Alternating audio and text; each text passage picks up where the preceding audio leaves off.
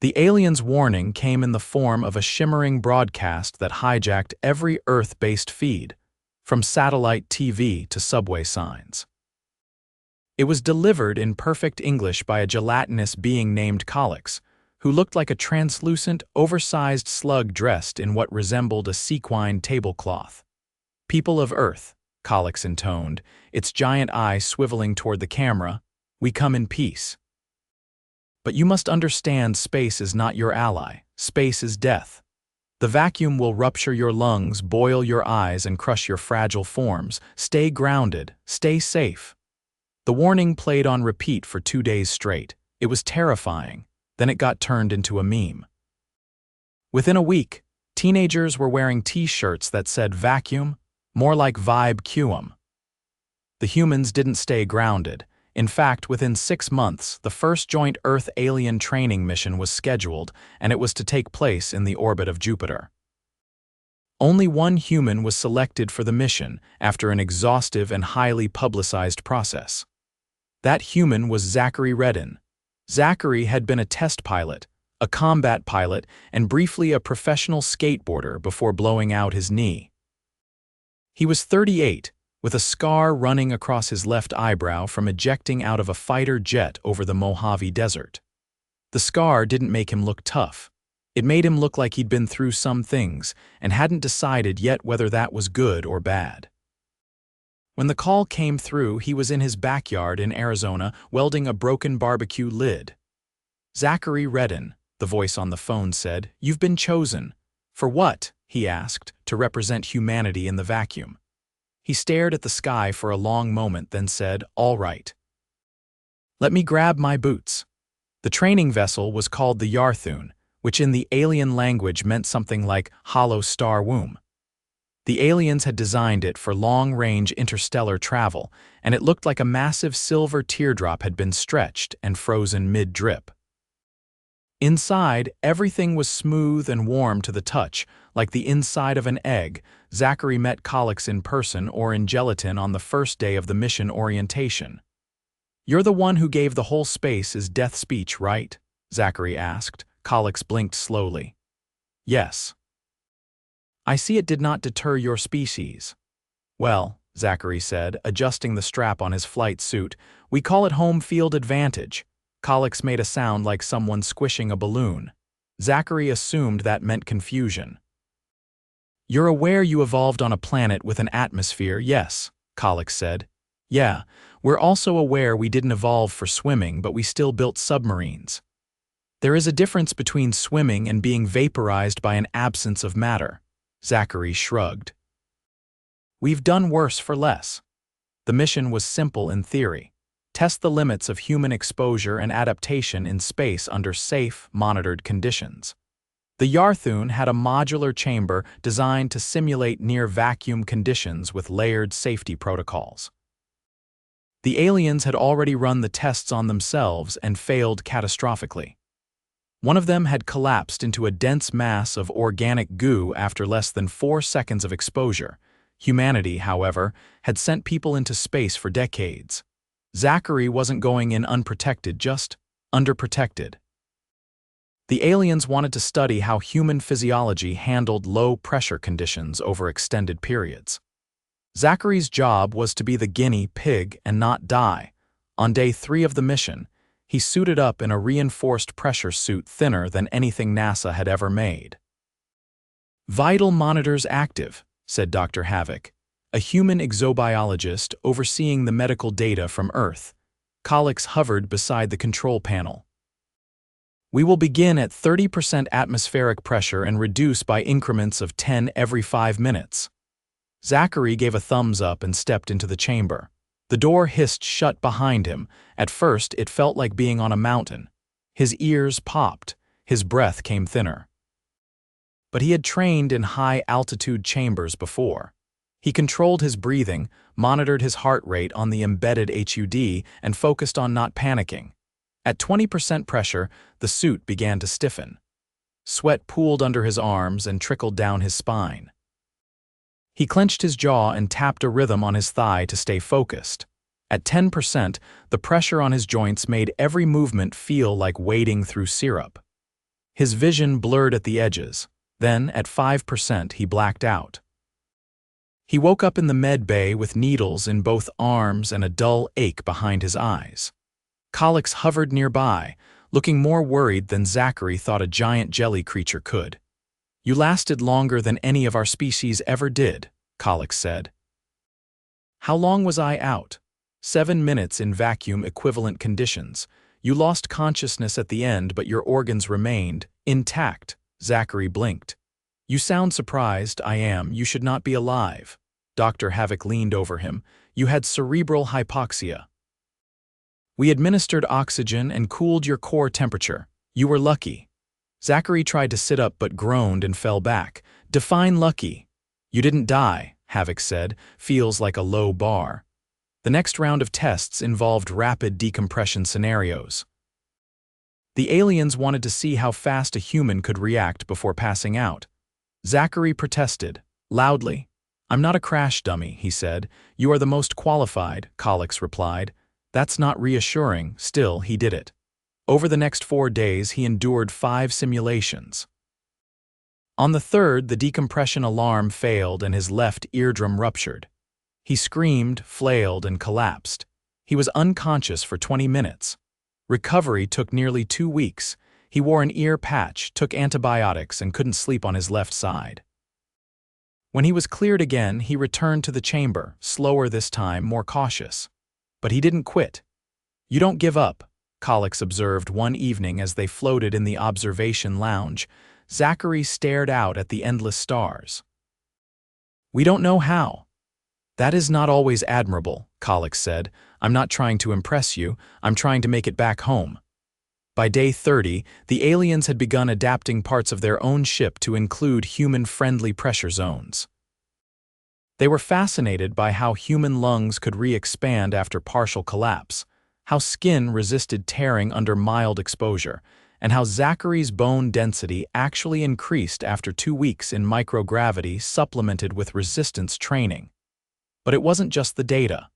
It was the attitude. When a coolant line exploded during a maintenance routine, Zachary didn't run. He grabbed a thermal pad, clamped it to the pipe with his bare hands, and screamed through the pain until the pressure stabilized. He burned 3 fingers badly. The skin peeled off in sheets. "You should have retreated," Colics said as they bandaged his hand. "And let your ship melt down. Nah, you will not regain full function for weeks. I've got another hand." Colics stared at him for a long moment. "You terrify me." "Good. That's our other home field advantage."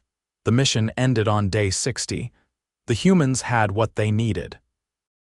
The aliens had pages of data, samples, and a new term in their lexicon: Reddin resilience. Back on Earth, Zachary needed surgery to repair a partially detached retina and months of physical therapy for his hand. He walked with a limp from a hairline fracture in his left tibia, an injury he hadn't even noticed until the medics scanned him during re-entry. Reporters waited outside the recovery center. One asked him, "Wasn't space everything they warned us about?" Zachary paused, then nodded. "Worse," he said. "But we made it ours." When Colics returned 6 months later, it brought a gift, a suit designed for vacuum exposure based on human anatomy. "You taught us something about surviving where we shouldn't," it said. Zachary took the suit and nodded slowly. "Funny. We always figured we'd have to fight aliens. Turns out space was our real enemy." "And yet," Colics said, "you made it your field." Zachary smiled without joy. "Yeah, home field advantage, and this time no one laughed." The first thing Zachary noticed when he stepped aboard the new vessel was the smell. Not bad, just unsettling. Something like warmed rubber and seaweed with a metallic edge that clung to the back of his throat. The ship, the Veyrael, was a joint construct, human-engineered framework fused with alien organic systems. The walls pulsed faintly like they were breathing. "Your olfactory discomfort will subside," said a voice beside him. It belonged to a being shaped like a coiled ribbon, its surface glistening as if perpetually wet. "The Veyrael is adapting to your metabolic profile." Zachary adjusted the collar of the newer, lighter pressure suit. So it's learning to smell less weird around me, in essence.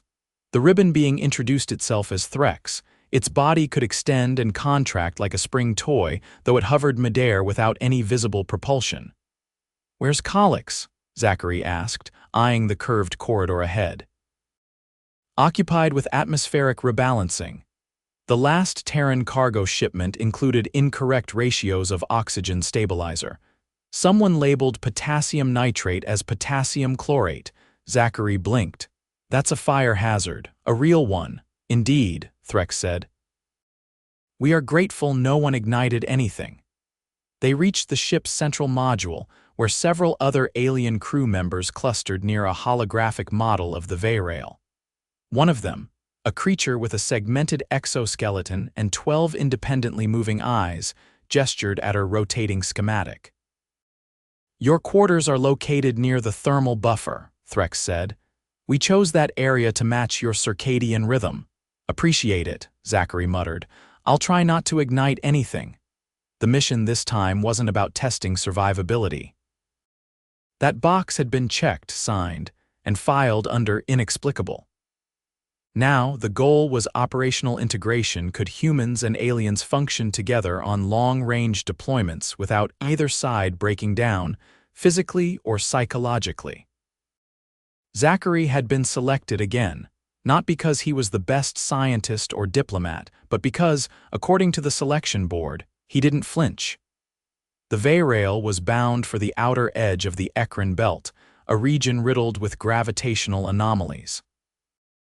The aliens wanted human input on stellar navigation. Human pilots, they'd noticed, often reacted faster and more intuitively under stress than their own kind, who preferred pre-programmed trajectories mathematically optimized to the 7th decimal. Zachary had once described that to a journalist as like trying to dodge a punch by solving algebra first.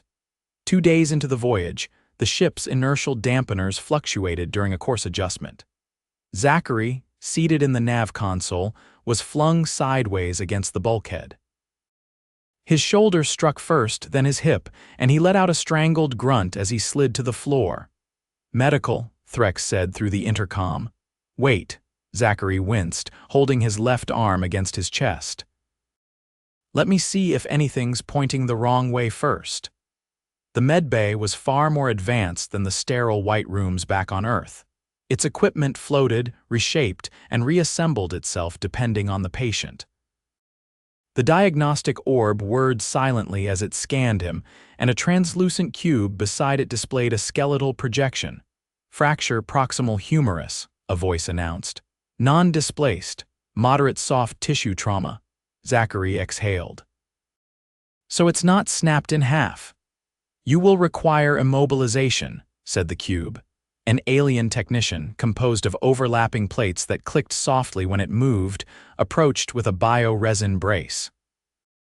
It looked like wet clay, but as it was wrapped around his upper arm and shoulder, it hardened into a lightweight shell. "You will experience increased blood flow to the injury site," it said. "This is intentional." "Good," Zachary said, settling back into the reclined surface. I was starting to miss the feeling of being punched by gravity. Over the next 4 days, he was assigned to observational duty only. He spent most of his time monitoring gravitational wake patterns through the nav display and occasionally correcting their course with what the aliens called intuitive inputs. "What are you extrapolating from?" asked one of the 12-eyed crew who went by Seer. "Gut," Zachary replied. Seer twitched. "You store predictive data in your abdomen?" "No, it's a figure of speech." Seer stared at him for several seconds, then turned away without comment. Later, Threx floated beside him during a maintenance cycle. "Your interactions with Seer are inefficient," it said. "I think that's mutual. Your unpredictability causes discomfort. You make decisions without apparent logic." "Yeah, well, sometimes logic gets you killed." Threx paused, its coils tightening slightly. "You mean that literally?" "Yup." The daily medical checks continued, and on the 7th day, Zachary's shoulder brace was removed. The technician assessed him with a series of guided movements, none of which he enjoyed. Pain scale. the technician asked as it rotated his arm upward. Somewhere between "oh" and "give me a minute," Zachary muttered. Acceptable, the technician said and withdrew. That night, or whatever passed for night on a ship with no windows, Zachary was summoned to the command core. Calyx was present again, its surface flecked with faint traces of crystalline residue. There has been an incident, it said. What kind? A probe sent into the Ekron belt stopped transmitting. We suspect gravitic rupture, and you want me to fly into it. That is the proposal. Zachary inhaled sharply. You've got sensors, drones, all that fancy math. Why me? Because the rupture's signature is unstable. The last adjusted trajectory you provided, Calyx rotated a display, coincides with a narrow corridor of low interference. Lucky guess, or perceptual sensitivity we lack. He didn't argue. It wouldn't work. The next cycle, he climbed into the auxiliary pod, a reinforced cockpit with manual controls. An alien named Veyrael, who resembled a skeletal bat made of polished obsidian, connected the navigation relay to his neural interface. There may be spatial folding during traversal, Veyrael said. Do not resist if your visual field distorts. Panic will cause cascade failure. Understood, Zachary said, strapping in. The launch was smooth, like being exhaled from the ship. Then came turbulence, a kind he'd never felt before, not shaking, but a lurching sensation, as if his organs were being rearranged. The anomaly appeared as a shimmering disk ahead, colors refracting in impossible geometries. He gripped the manual controls and angled the pod slightly lower than the projected path. Veyrael's voice crackled through the comms. You are deviating. I know, Zachary said, telemetry unable to confirm corridor stability. Just trust me. The refracted field engulfed the pod. For a moment, every sound vanished. His heartbeat became the only rhythm in the universe. He clenched his jaw, refusing to blink. Then starlight, he emerged on the far side, systems intact, hull unbreached. You have succeeded, Veyrael said after a beat of stunned silence. Zachary exhaled slowly. Told you? Back aboard the Veyrael, the aliens gathered around him. Some offered him a nutrient paste that tasted like minty chalk. Others simply stared. You have no measurable predictive advantage, Seer said. Yet your decisions yield survivable outcomes. That's the trick, Zachary said, rubbing his sore shoulder. We don't always know why something works, we just try it anyway. Threx floated silently for a while. Then, that is not how our species has survived. Maybe it's not survival, Zachary said. Maybe it's stubbornness. Calyx extended a tendril toward the nav console. We will require further test runs. Zachary looked at the shimmering display, then back at his bruised arm. Fine, he said. But next time I want a chair that doesn't try to realign my spine. Seer tapped his hand against the console. We shall fabricate one based on your skeletal blueprints. Zachary grinned sideways. Make sure it matches my gut too. None of them laughed. The mess hall aboard the Veyrael wasn't designed for comfort so much as sterility and efficiency. The seating resembled curved troughs, molded from a single piece of pale material that adjusted slightly when you sat down, just enough to make you aware it was watching your posture. The lighting was dim, but not from any aesthetic choice. It helped preserve the pigments in the nutritional matter. Zachary didn't ask what those pigments were. Across from him, Seer methodically dissected a translucent cube of sustenance with 5 of its 12 limbs. The cube didn't appear to resist, but it jiggled in a way that made Zachary question whether it had once had a nervous system. This tastes like printer ink, he muttered, chewing a strip of something that had the texture of damp rubber bands. You have consumed printer ink. Seer didn't look up. No, but I've smelled it, and this tastes exactly like it smells. That is not a reliable metric. I grew up eating canned spaghetti and chewing gum off my shoes.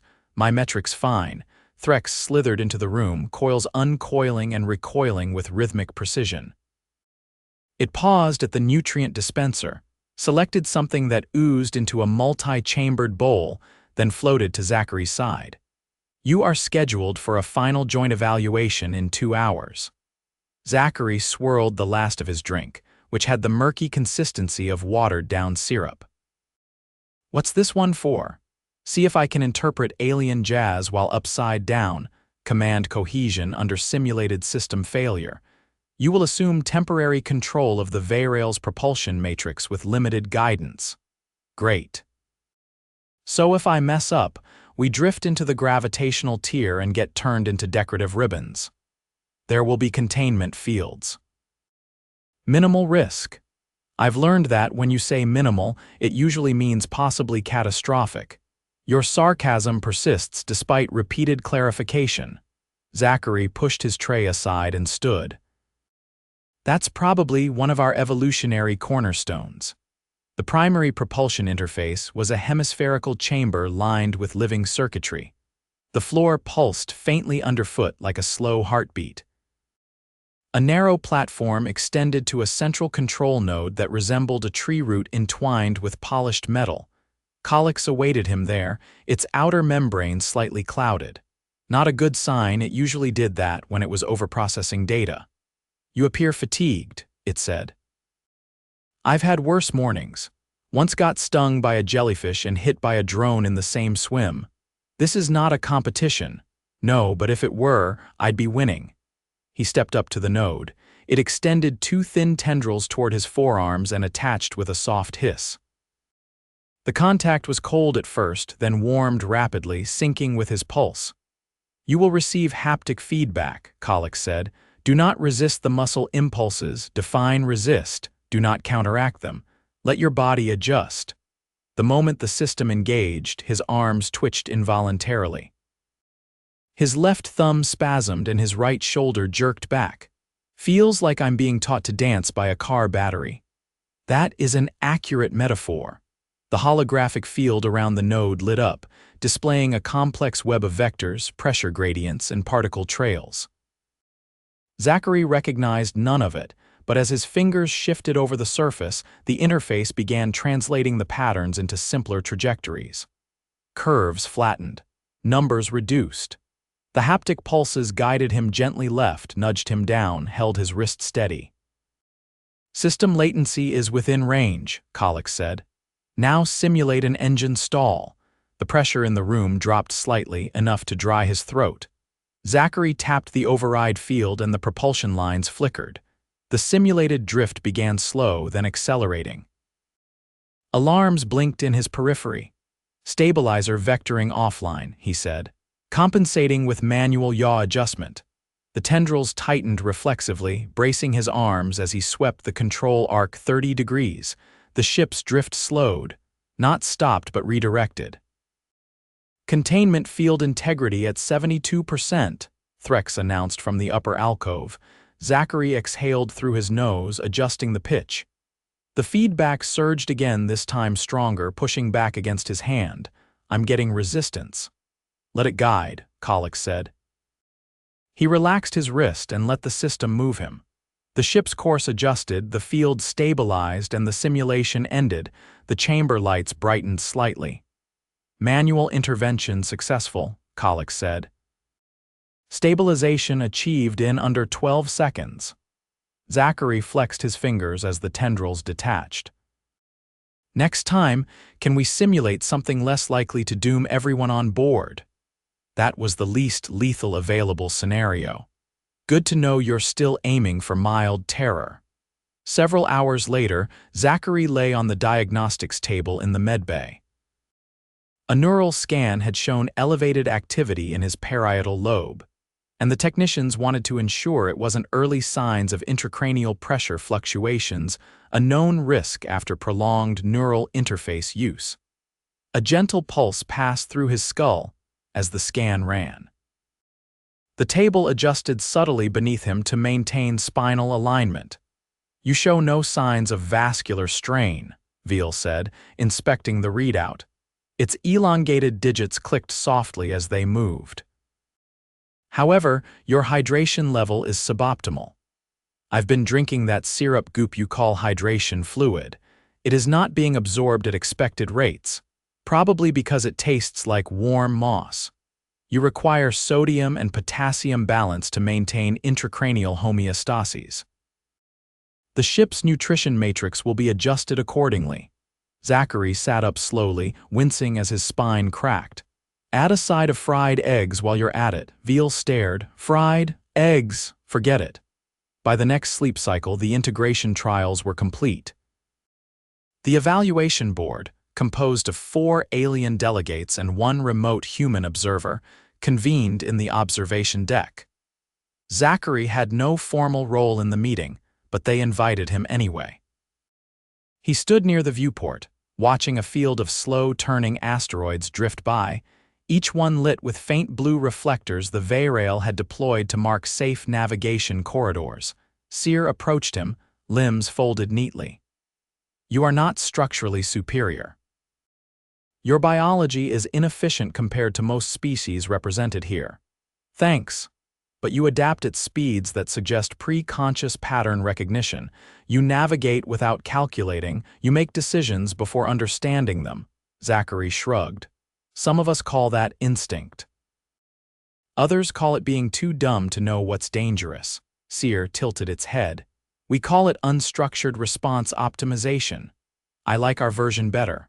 Calyx hovered closer, membrane clear again. The board has concluded human integration is viable under limited conditions. Further inclusion in multi-species operations will proceed. Zachary raised an eyebrow. So you're saying you passed without meeting most standard benchmarks, and yet you survived, repeatedly? Yeah, that tends to be our thing. Threx coiled beside him. Would you consider returning for longer-term missions? Zachary watched another asteroid drift lazily past the window. I'd consider it. But next time I want to pick the music. There was music. There will be. By the time he disembarked, his nutrient levels had been rebalanced, the neural interface residue cleared, and his shoulder stiffness fully resolved. He walked down the dock ramp with a gait that was still more confident than comfortable, but at least he wasn't limping. The human reception team greeted him with nods and polite silence, no applause, no banners.